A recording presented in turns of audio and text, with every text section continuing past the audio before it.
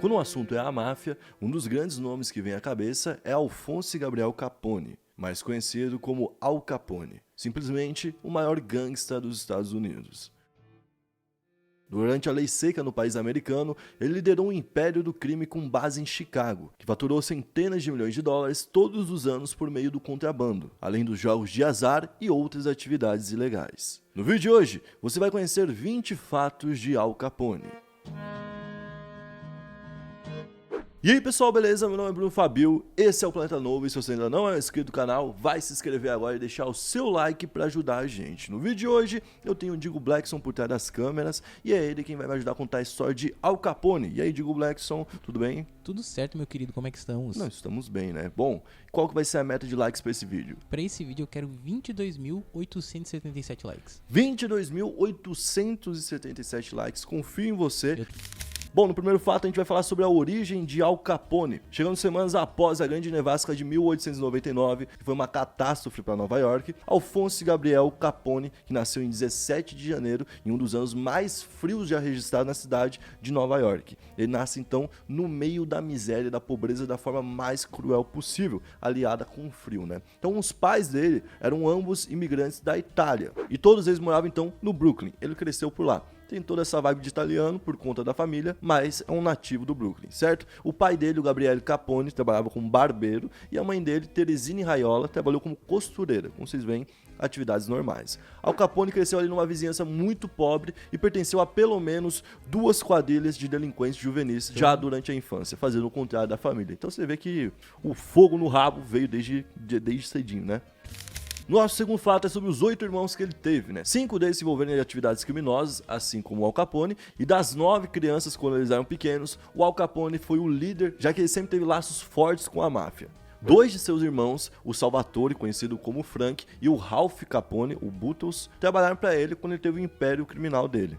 Já o seu irmão James, ironicamente, se tornou um agente de proibição na época da lei seca e trabalhava em outro estado no Nebraska, mas o irmão dele era simplesmente o Al Capone. Olha que doideira. Mano, imagina o cara vendo as notícias e falar assim, mano, esse aí é meu irmão, meu Deus. E a família viveu no número 95 da Nave Street, no Brooklyn, onde você pode visitar. Terceiro fato é sobre a expulsão que ele recebeu da escola aos 14 anos. Ele era um ótimo aluno, conseguia tirar boas notas, estudava numa escola católica paroquial, então era uma escola com muita disciplina e foi nisso que ele pecou. Ele agrediu uma professora e por isso ele foi expulso da escola. E ele abandonou os estudos ali mesmo. E foi quando ele se aliou às 2 gangues que eu falei, a Bowery Boys e a Junior Ford Thieves.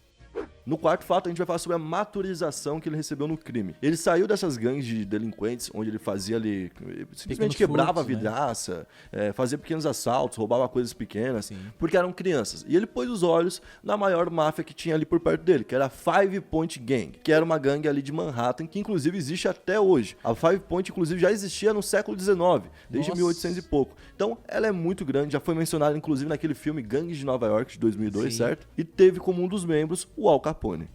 O quinto fato é sobre a cicatriz que ele tinha que gerou o apelido de Scarface, né? Ele conseguiu um trabalho num bar local e se tornou protegido do bartender, que na época era um mafioso chamado Frank Yale. Foi durante esse bico que ele fazia que ele acabou se envolvendo numa confusão e ganhou essa cicatriz. Em um momento, Galluccio salta de sua cadeira e se lança contra o segurança, Al Capone, que atreveu insultar sua irmã. Em sua mão há uma navalha afiada e com 3 golpes deixa nítidas cicatrizes na bochecha esquerda de Al Capone, uma ferida com mais de 40 pontos. Então esse é um relato de quem tava lá e viu o que aconteceu. Mas imagina, mano, o cara insultou a irmã de um outro capanga e o cara falou, foda-se, não sei quem você é, eu quero que se lasque. Ele meteu lá o 3 riscão aqui que ele não gostava. É o sexto fato, inclusive. Ele odiou o apelido que a mídia deu pra ele. Ele falava que a cicatriz era de guerra, nunca foi pro exército. Olha que doideira. E os companheiros dele, nenhum chamava de Scarface. Ninguém tinha essa coragem. Chamavam ele de Big Fellow ou então de Snork, que significa basicamente bacana. Nossa, mas imagina o que ele fazia com as pessoas que chamassem ele de Scarface. Não tem nenhuma aí que contou até hoje. Então... O sétimo fato é sobre a lei seca. Tradicionalmente, os gangsters faturam ali com prostituição, extorsão, aposta e roubo, né? E não com a venda de álcool. Só que, depois da 18ª emenda, que era sobre a lei seca, onde proibia qualquer tipo de bebida alcoólica, né? Abriu ali um caminho para um novo mercado pro crime, né? Que é a venda ilegal de álcool. A galera fala que se fosse hoje em dia, o Al Capone seria tipo a Ambev. Eu não acho. Hoje em dia seria tipo o PCC, tá ligado? Porque ele se baseia na proibição para poder fazer o lucro. E não no álcool. Não é que a paixão dele era o uísque, ele fazia o melhor uísque do mundo. Né? Tanto que depois que ele morreu, ninguém continuou procurando, sei lá, nossa, que saudade do uísque do Al Capone, tá ligado? Fato era a proibição, que encarecia inclusive o produto e ele abastecia várias boates. Porque apesar de proibido, continuava rolando. Só que agora rolava sendo mais caro. Por quê? No meio do processo tinha que pagar pro policial deixar quieto. Certo? Então virou tipo tudo, virou uma outra máfia. Olha que doideira. Eles criaram um crime para surgir máfia por trás. Tá ligado? Então no dia 16 de janeiro de 1919 vem a lei seca naquela época que foi apoiado por muita gente, inclusive por boa parte dos Estados Unidos, né? Então em 1921 o Al Capone vem para Chicago e junto com o Johnny Torrio, que era um outro cara, um membro de gangue e tudo mais, ele conseguiu vários pontos de venda ilegal pela cidade. E esse negócio rendia para eles cerca de 15 milhões de dólares por ano naquela época. O oitavo fato é sobre o momento em que ele deixa de trabalhar para os outros e vira o próprio chefe. Em janeiro de 1925, esse cara que comandava tudo, o Torrio, foi baleado diversas vezes. Ele quase morreu, tá ligado? Um cara foi encomendado para tirar a vida dele e achou que tinha tirado a vida dele. Isso foi na frente de um shopping enquanto ele estava voltando para casa. Apesar de ele ter sobrevivido, ele ficou muito abalado e falou que não ia mais trabalhar daquela forma e renunciou à liderança. Deixando então o reinado para o Capone, que só tinha 26 anos e já era o chefe do maior sindicato de crime de Chicago, que era o lugar onde o crime estava mais pegando nos Estados Unidos. Era o chefe do crime do país, né? Caramba, ele tinha a minha idade. É, tinha a tua idade. Meu Deus. Viu?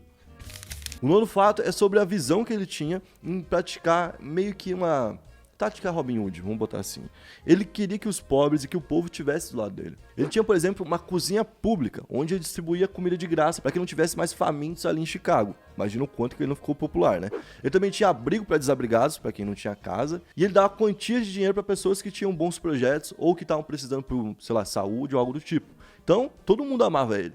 Inclusive, ele ficou com essa fama de salvador e ele ia nos eventos mais famosos da cidade, como por exemplo um jogo de beisebol. E quando ele ia no jogo de beisebol, a plateia sempre parava para aplaudir ele em algum momento e os jogadores chegavam a ir até ele para apertar a mão dele. Então, ele tinha essa ótima imagem, tanto que isso faz dele um mafioso, né? O mafioso, ele se infiltra dentro da sociedade, ele tem uma boa fama, ele passa por uma pessoa não corrupta, uma pessoa não criminosa, enquanto ele está financiando todo o luxo e toda aquela posição que ele mantém, né?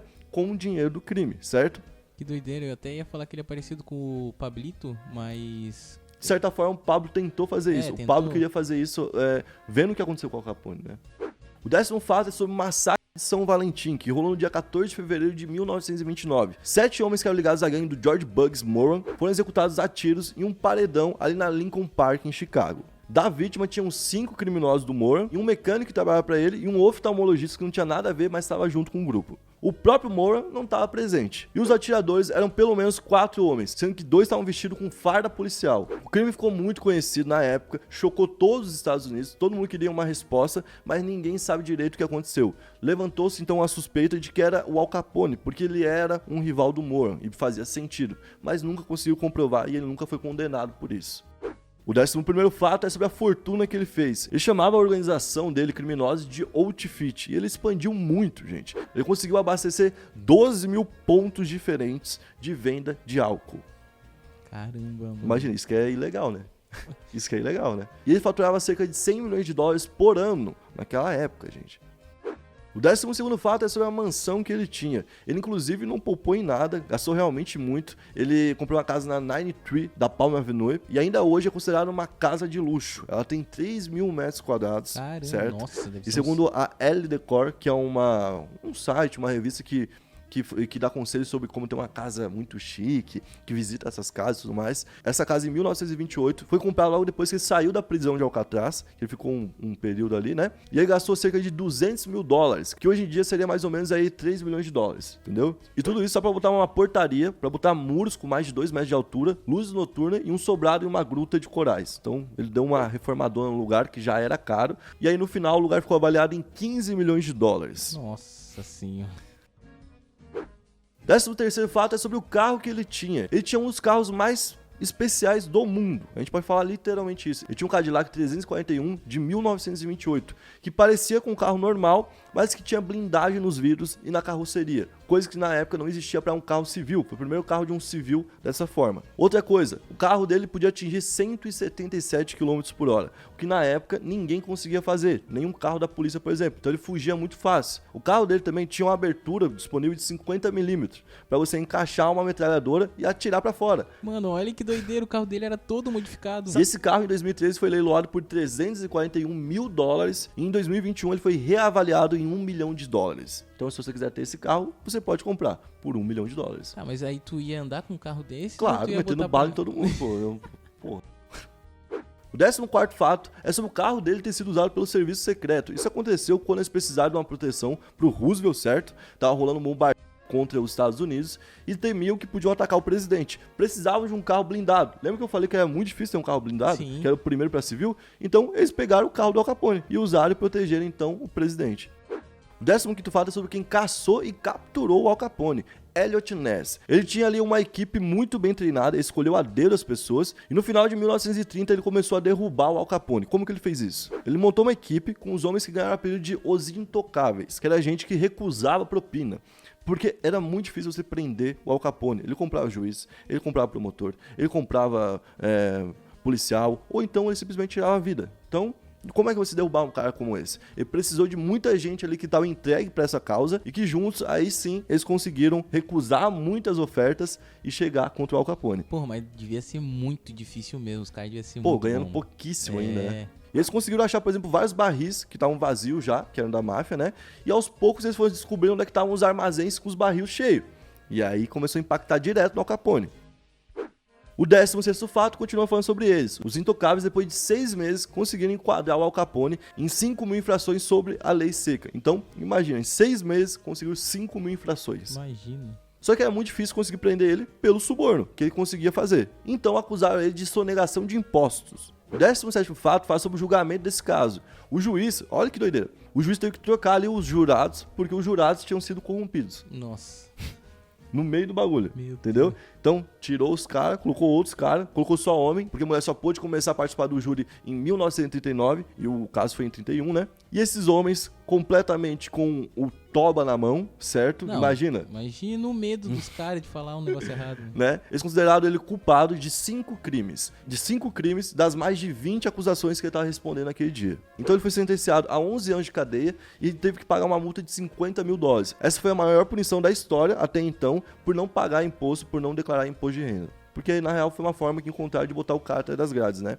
O 18º fato fala sobre o período dele na prisão, porque em maio de 1932, com 33 anos, ele vai para a prisão de Atlanta. Quando ele chegou lá, ele já estava numa decadência, certo? Ele usou muito durante a vida dele, estava em abstinência danada no momento e ficava na enfermaria o tempo todo. Por quê? Porque ele já tinha sífilis e gonorreia também. Nossa. Então o cara tava muito mal. Pra vocês terem uma ideia, o septo dele aqui, entre esse lado e outro que tem essa cartilagem aqui, já era furado, de tanto pó que ele tinha cheirado. Entendeu? Ele tinha 113 quilos, estava muito mal, tinha comido muito mal a vida inteira também. Então, estava muito fraco. Ninguém olhava para ele e falava, esse é o Al Capone na cadeia. Não, todo mundo tinha pena dele. No 19º fato, a gente vai falar sobre como essa doença foi piorando. Ele teve neurosífilis, a mente dele foi também definhando. E no final, os médicos falaram que ele tinha uma mente de uma criança de 12 anos. Nossa, a mente brilhante que ele tinha, então... De que fez tudo aquilo, foi definhando e no final Meu ele já Deus. não conseguia nem mais pensar direito. Pra vocês terem uma ideia do tanto que tava sofrendo, todo dia ele tinha febre enorme, assim, todo dia. Então os caras tentaram dar pra ele ali injeções de malária pra ver se ajudava, mas também não ajudava em quase nada. No dia 6 de janeiro de 1939, ele foi solto de Alcatraz e foi transferido para uma instituição mais de boa, que era a Instituição Federal de Correção em Terminal Island. E ele acabou ganhando liberdade condicional no final do mesmo ano, em 16 de novembro. O 20º fato é sobre o fim da vida dele, né? Já nos anos 40, ele vivia, como eu falei ali, quase igual uma criança, não tinha muita liberdade, não tinha muita capacidade, vivia em cima da cama e isso tudo ali num retiro da Flórida, como um senhorzinho qualquer, né? No dia 21 de janeiro de 47, ele teve um AVC, que ele conseguiu sobreviver, mas não conseguiu voltar muito bem, teve uma pneumonia durante a recuperação desse AVC, e depois da pneumonia teve uma parada cardíaca e ficou ali definhando por alguns dias, e no dia 25 de janeiro de 47, ele faleceu. Então esse foi o vídeo de hoje, eu espero que vocês tenham gostado. Se você gostou, deixa seu like, se inscreve no canal, se inscreve aí, ajuda a gente a chegar aí na nossa meta. E pô, continua assistindo o Planeta Novo, tem muito vídeo no canal pra você assistir. Valeu? Tamo junto, é nóis.